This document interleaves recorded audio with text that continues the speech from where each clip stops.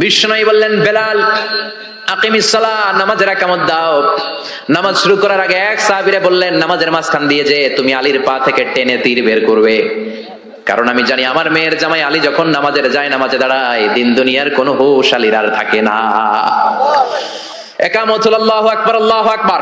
বিশ্বনবী নামাজ শুরু করলেন, রুকু দিলেন, সিজদা দিলেন। দ্বিতীয় রাকাতের জন্য যখন দাঁড়ালেন, বিশ্বনবীর কথা মতো এই সাহাবী যে কাতারের মাঝখানে সাইয়েদনা আলীর পা থেকে গায়ে যত জোর ছিল টান মেরে তীর বের করেছে, ফিনকি দিয়ে রক্ত বের হয়েছে। সাইয়েদনা আলী মুহূর্তের জন্য টের পায় নাই।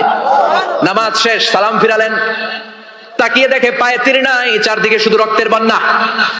আলী রাদিয়াল্লাহু তাআলার গায়ে তীর গেঁথে ছিল, তখন নামাজরত অবস্থায় তিনি ছিলেন, সেটা নামাজরত অবস্থায় বের করা হয়েছে। এই ঘটনা কি সত্যি?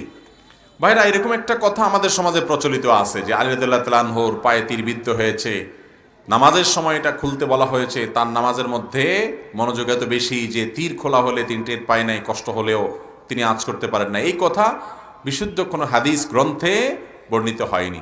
এটি শিয়াদের বিভিন্ন বই পুস্তকে নানাভাবে বর্ণিত হয়েছে, গ্রহণযোগ্য কোনো সূত্রে এটি প্রমাণিত নয়। অথচ আমাদের সমাজে অনেকেই এটা বলে বেড়ান, এটার অথেন্টিক কোনো সোর্স নাই।